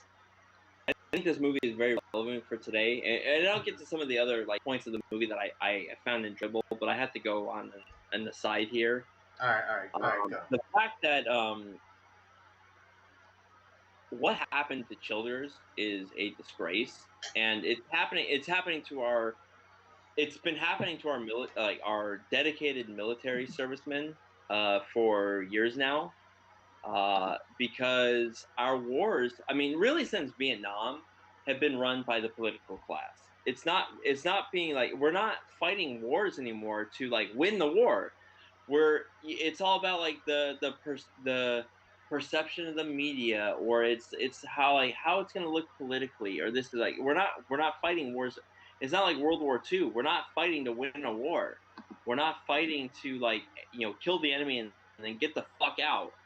That's kind of the whole point of war. It's like, you've done something evil, we're going to kill you, and then we're going to be gone. It's all these like little dumb proxy wars that really don't mean anything and don't have any sort of. And to be honest, we don't have any reason to be in those countries. We don't have there's no reason for whether maybe there was a reason to be there, but we're there continually for some fucking reason. We're fighting these forever wars that don't mean anything. And the whole Middle East like stuff that's been going on the past 20, technically 30 years, because we've been fighting around there since the Gulf War in the early 90s. True. Oh yeah, and like even like and then also helping the Taliban in the 80s fight the Russians.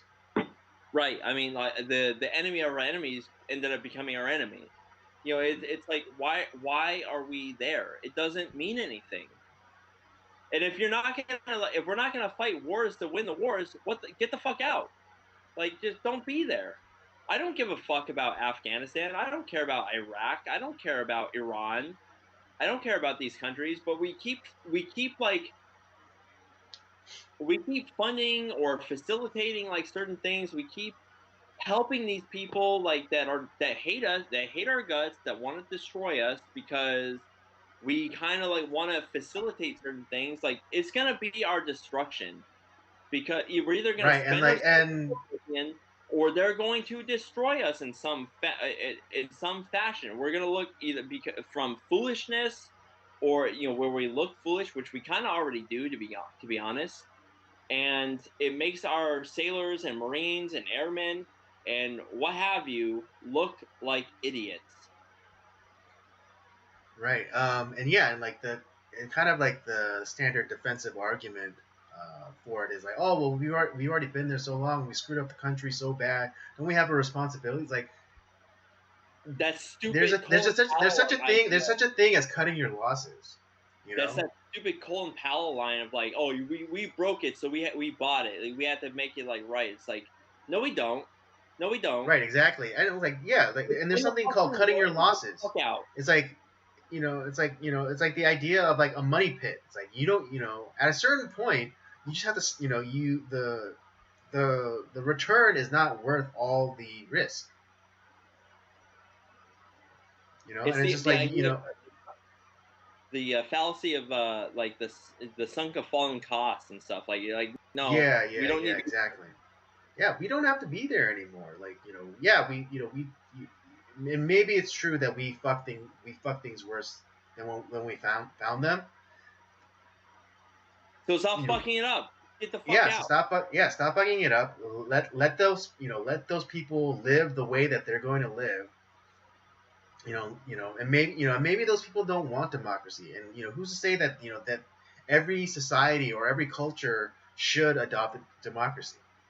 Way back when, because I joined the military back in 2004. So this is right after 9/11 September 11th. This is right after we invaded Iraq. It was, to be honest, like, it was a very real possibility that I could have been over there, and a lot of my friends were over there. Some of them didn't make it back, to be honest. And I was obviously, like, I was in the military. I serve at the will of the commander-in-chief, the president of the United States. But looking back, the Bush policy was terrible, to be honest. Like, the idea that we need to spread democracy is like, these people fucking hate us. They don't want us there. They've been fighting us since the Revolutionary War times, like the Barbary Pirates. They hated us back then too. They were kidnapping our boat. They were pirating our boats. They were kidnapping our sailors, and like our Marines, the cargo, everything. Yeah, and these people don't like us. They're everything that they are is the exact opposite of what we believe as Americans. So we're not going to win them over. We might have, for a time, we might have allies. Obviously we have Israel as an ally. Really the only democracy in the Middle East. And I think it's for whatever, if it helps us, let's support them. If it doesn't help us, fuck them.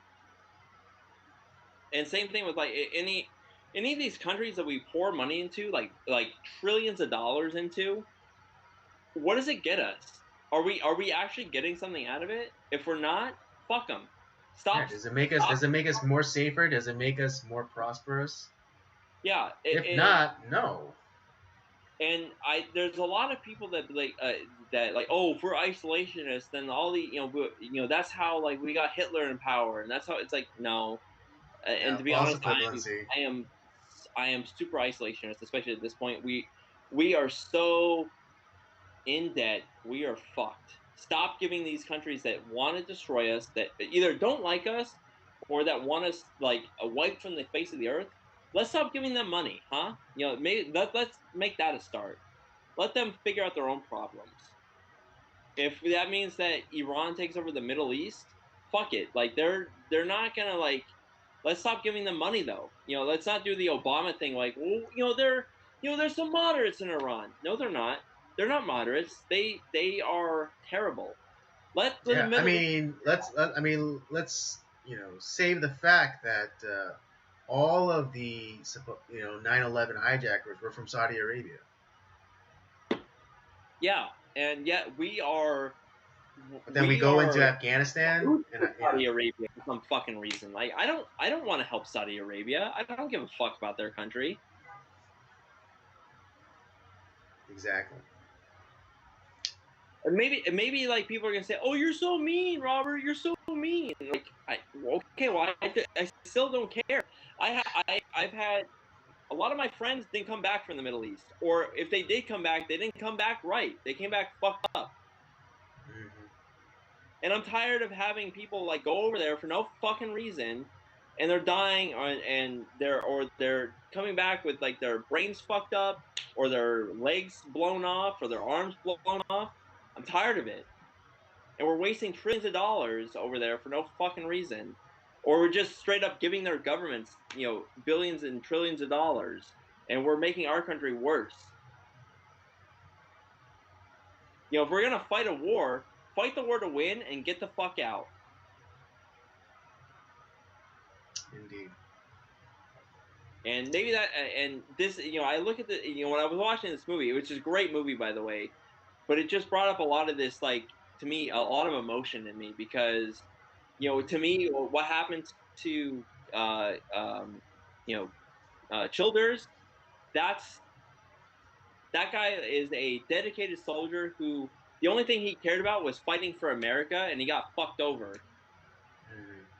By these goddamn politicians that have never been in combat one day in their life. They don't understand a goddamn thing. Yet but they're given power. Like the national security advisor for once, obviously he's not an elected politician. He doesn't understand anything. He's never been in combat, but he has all this power that he doesn't deserve to have. But he has an agenda, so he's like, well, I'm not going to take the fall, and we're not going to have these other guys take the fall. So we're gonna blame the guy that was in charge there, and we're gonna on the ground that helps him, and we're gonna fuck him over. Exactly. Those aren't real Americans. Childers is a real American. And I'm not saying that obviously this is a fictional story, but this is a real story in a lot of ways. Right. Yeah. It's kind of like it's a fictionalized version of real events. Sorry, I'm really charged up tonight. I don't know. I know. But all right. Okay, you had your soapbox moment. All right, so let's get actually into the movie. Okay, what are some of the scenes or characters or what did you really like about the movie? Seeing as I've seen this multiple times, but actually kind of being critical, or watching this time with a more critical eye. I liked Tommy Lee Jones's character, Colonel Hodges, kind of conflict when as he was investigating, he saw it from his friend's perspective, but then slowly he started kind of he was getting a different perspective, but maybe not the full perspective, which then kind of culminated in that drunken fight that they had in Childers' house. I really enjoyed that one because he Yeah, was he was struggling with his own like issues and PTSD and his own kind of I think what is it suspicions of Childers. For going flying off the handle as it were because of his own experiences. So I yeah, love that tension. I love that tension. Especially because when he was on the plane and he was having like those flashes of like from Vietnam and then flashes of the supposed dead civilians from the Childers incident. I yeah, really enjoyed that scene. I really like the idea of because really the whole movie is two sides of the same coin, and really like Mm-hmm. it starts off at the very beginning of the movie where Childers and Hodges have a coin flip, who's going to go, Mm-hmm. and and Childers ends up going in one One direction, Direction. Yeah. Hodges goes in the other, and it changes their lives because Mm-hmm. Hodges group, like outside of Hodges, the whole part of the platoon is destroyed except for Mm-hmm. Hodges. He has a blast in the knee Mm-hmm. and is pretty Yeah, much he becomes you know wounded and gets his career as a combat leader is done. yeah. But Childers becomes and his group survives and they end up becoming huge, winner. And Childers ends up becoming a leader of men for pretty much the entire of his career. Mm-hmm. Um, and so that kind of but they're still very fast friends, like they Yeah, yeah. become friends for their entire career and their entire lives. They've known each other for 30 Mm-hmm. years almost. Right. And when it comes time for Childers, Hodges is getting ready to retire. Childers is continuing his progression into his Yeah. I mean, in yeah. his If right, I think for Childers, if the incident in Yemen doesn't happen, he might even get to he might even get to a star on his shoulder. he'd probably Uh, be a general. He might even be part of the kind of the top brass, if you yeah, will. exactly. Hmm. Because he's that dedicated. I mean, like literally, the guy bleed like you said, he bleeds green. The guy is a Hmm. Marine through and through, and this incident, like you said, you're kind of torn as the audience. You're kind of torn because we're not given everything right at the beginning. Hmm. We know it's a crazy situation. It's chaotic. They're under sniper fire. There's a lot of other fire, but we're not given all the details right away at the beginning. And Hmm. so you're kind of in a sense you're with Hodges in a way because he doesn't have all the information. He just has all the whatever the State Department gave him Hmm. and whatever he did through his investigation, which is not complete as we find out in the court case. Right. And so he's torn because Childers is his friend, but at the same time, it's like you didn't tell me everything, you fucking son of a bitch, and like they get into that drunken fist fight, Hmm. and even after that whole emotional scene in the courtroom where he's like, uh, you know, where he had like he doesn't really remember obviously because you're in the heat of battle, but then like we have the recorded tape of like what you said during battle, and it's like fucking kill the motherfuckers, kind of his whole Yeah. like line there, and it's like are these the motherfuckers? Are these the motherfuckers? Hell yeah, they are. Like, to be honest, it reminded me of A Time to Kill. It's like Right. yes, Yeah, they I do. think they were. Yeah, they were definitely trying to evoke a Time to Kill, and then also maybe a little bit of A Few Good Men. Yeah, I mean, it really was. It kind of was that. It was great. Yeah. I loved it because Sam Jackson is just he really is great. Yeah, yeah. He's Sam Jackson. Yeah, it's like the delivery is so great because because like when the prosecutor played by Guy Pearce was kind of hammering him and showing him the dead bodies like these the motherfuckers, these the motherfuckers, and it's like they were killing my Marines. Yeah, And you I mean, this is and it's like like you totally understand like his reasoning, even if like even if you think that it was like somehow like deranged or unhinged. It's like he wasn't fight. He didn't like tell him. tell his men to fire upon those people because he didn't give a shit, or he finally snapped and went insane. But he was doing it to protect his men.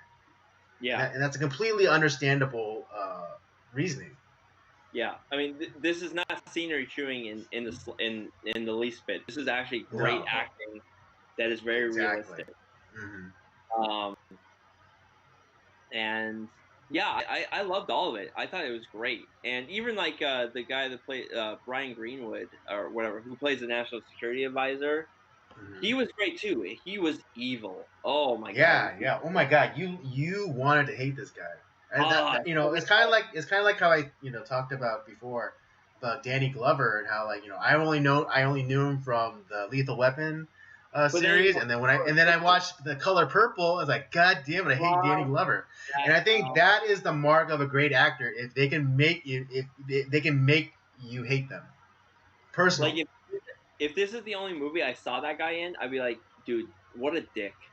Right. Yeah, like, fuck this guy. He's the nicest guy in the world, which he probably is. I guarantee that guy is actually really nice. And I mean he played Captain Pike in the new Star Trek movies. That's right. Yeah. And he also voices Batman in the Young Justice cartoons. Yeah, and it's like, I'm sure he's the nicest guy in the world, but like this movie, oh, I hated him so much. Yeah, but it's funny because later in his career, Bruce Greenwood, he does kind of play shitty assholes. Yeah, sometimes some guys get typecast, like because what's his face, Eric Roberts, who we saw from The Best of the Best, which is to be honest, that's the only movie I've seen him as a good guy.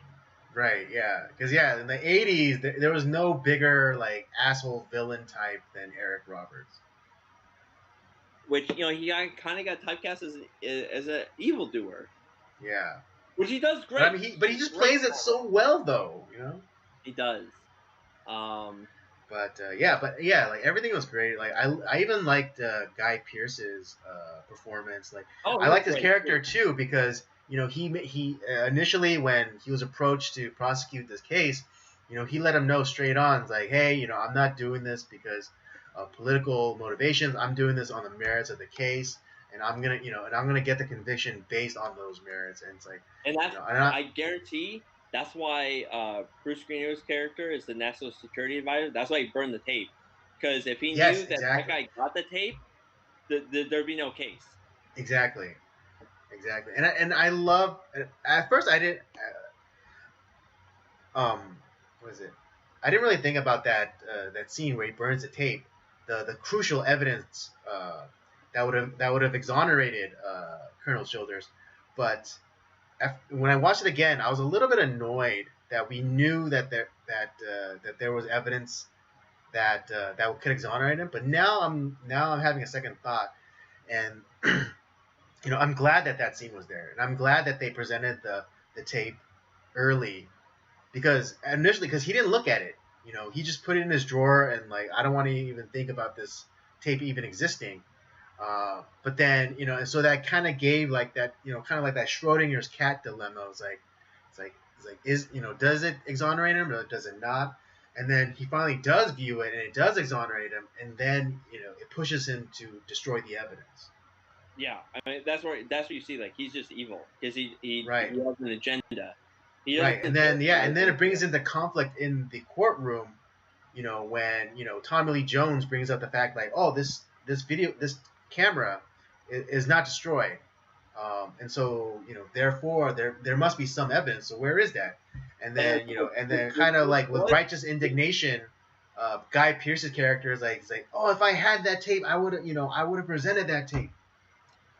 Yeah, and it's like, it's like, there was a tape given to the State Department. We don't have it, and you can't like charge the guy because of that. It's just right. Which I think is great, because Guy Pearce had that kind of indignation moment where it's like, if I had that tape, I would have that tape existed, I would know about it. Basically letting everyone know, like, that even Guy Pearce doesn't know that tape existed.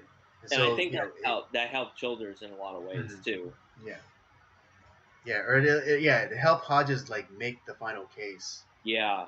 Um, So yeah, I mean that's all I really had to say about the movie.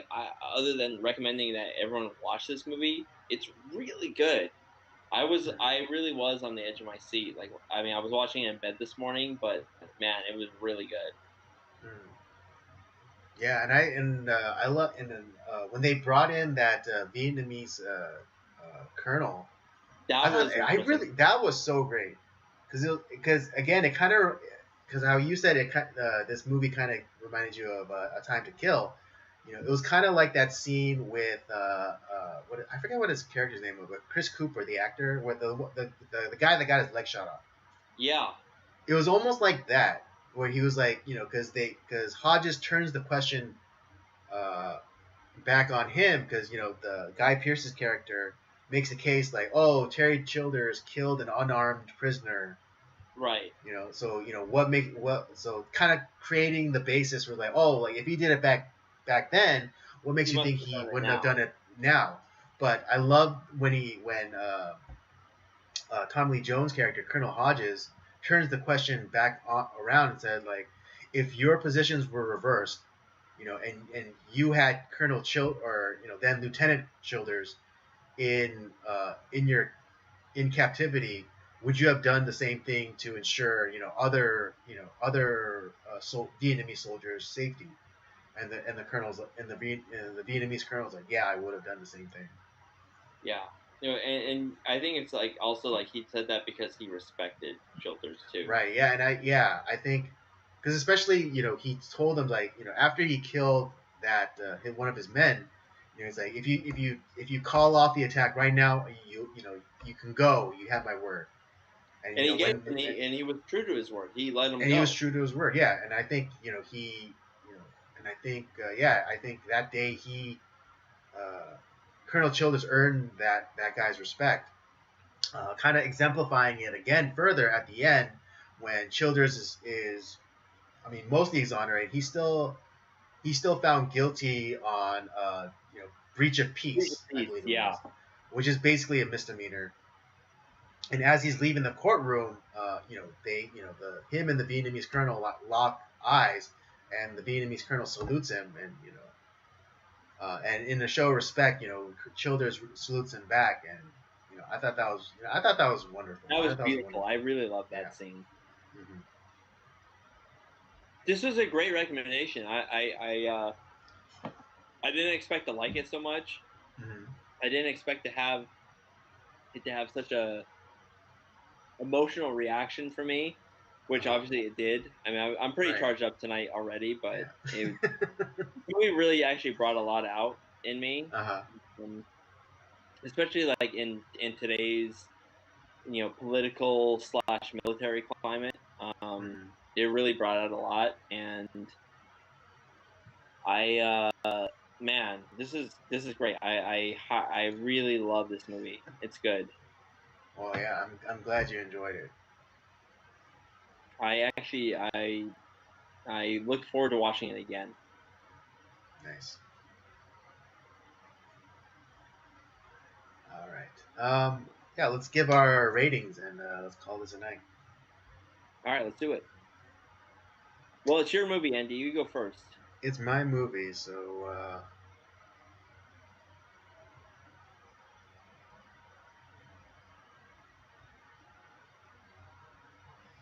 I don't know if it'd be. I don't know if I'll be. Do I want to be biased? You can be biased. It's fine.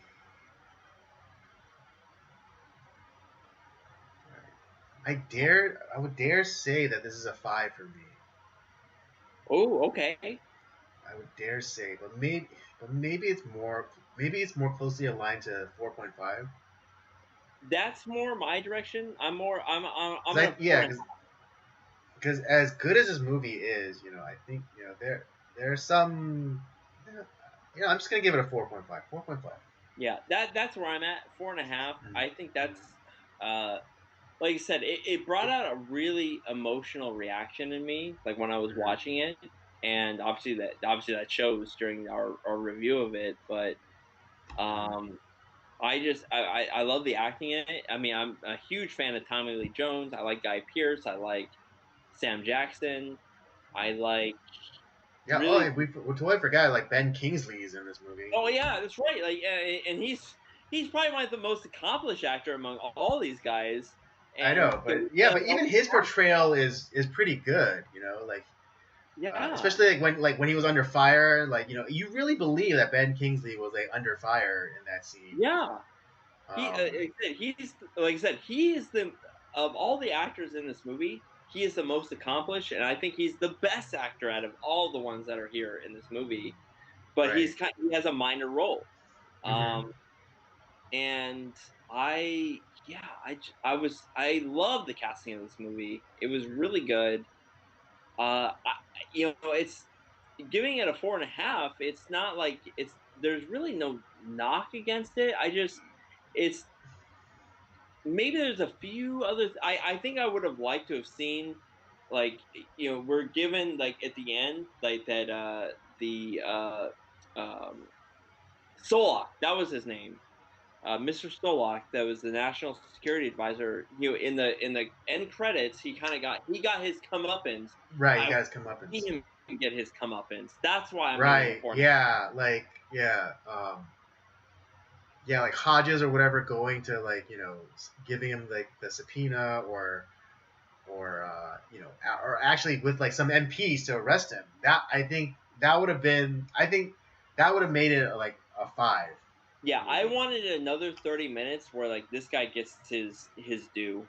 Yeah, And he gets perp walked outside of like his office or something, or with flash bulbs like all in his face. yeah, that I think that I wanted to see that, not Hmm. just have the text at the end. That's why Yeah. I'm giving it a 4.5. Okay. Yeah, I think then I think we're agreed. So, Awesome movie, all right. dude. I really, Yeah. really like this. I'm glad you introduced this one because I had a few other thoughts in mind for like what we Hmm. could have put in this slot, but this was Hmm. your choice, and once again, a great movie. Absolutely. All right. Yeah. I mean, I'm just happy that you enjoyed it, and I mean, yeah, I didn't expect the reaction from you uh, as it was tonight, but I'm glad you Yeah, had I'm glad you yeah, had some reaction to it. this is a very personal. I didn't expect to have this type of reaction, but it really brought out something personal in me too. Just Mm-hmm. because I've served in the military, I kind of, yeah, I didn't like serve that long, but I understand like a lot of what goes behind that, and just knowing like what a lot of my friends have gone through, serving the military, and Mm-hmm. the damage that it's done, it really bothered me a lot. It just it brought a lot off me. It's very emotional in a lot of ways, Mm-hmm. and maybe a lot of these movies are like A Few Good Men is going to bring that out in me a little bit. But I really this I wasn't expecting that, but it was good. I really liked this movie. All right, yeah, there you have it. That's our review for Rules of Engagement. Robert and I both give this a 4.5. Definitely would recommend it. It's a good movie, regardless. You should watch it. I mean, just like the performances are just so great. Like Yeah, even down to like even down to just like the interaction that Tommy Lee Jones has with like his dad and his son. yeah, Um, yeah. That was interesting too. mhm. And it kind of I forgot to bring that up too because their reaction, like the interaction between those three, because Mhm. you have his dad, and his son, it's like they're definitely of the kind of elite in a way, Right. and like, but it's more of like they're definitely on they've been so manipulated by the media. It's like where it's like Tommy Lee Jones sees like the actual truth behind what's going on. It's like, Mhm. yeah, well, it's that's what you saw on television, but like have you actually like looked at the evidence? And Mhm. it's kind of like where he's on the complete opposite side. It's like, yeah, there's a lot more going on than you've seen in like the fucking news, which Yeah. is Yeah. really the case on a lot of things in real Right. life. Mhm. Exactly. So yeah, definitely would recommend. If you have a free weekend, do yourself a favor and watch this movie. It's really not too long. It's only like an hour and 40 minutes. It's not that long. Yeah, it's under 2 hours. Yeah, it's under 2 hours, which is surprising. Yeah, Because I would think, and to be honest, not in a bad way, but it felt like it was longer.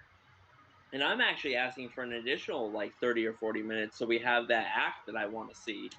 But it's. But whatever. But yeah, still, regardless, good movie, 4.5. Do yourself a favor. Yeah. All right. Yeah, that's it's for us tonight. I hope you guys had a good time. I had a good time. I know Robert always has a good time. I had a very emotional time tonight, but it was great. Yeah. Don't forget to check out the library of other content that we have. Circle of Jerks main podcast, Nocturnal Transmissions, of course, and Rob's gaming show, Up by Up Down. Don't forget to follow us on our various social media accounts, Letterboxd and Twitter @PodcastCOJ, and Instagram @Circle of Jerks Podcast. And with all that said, we thank you for joining us, and we'll do it all again next week.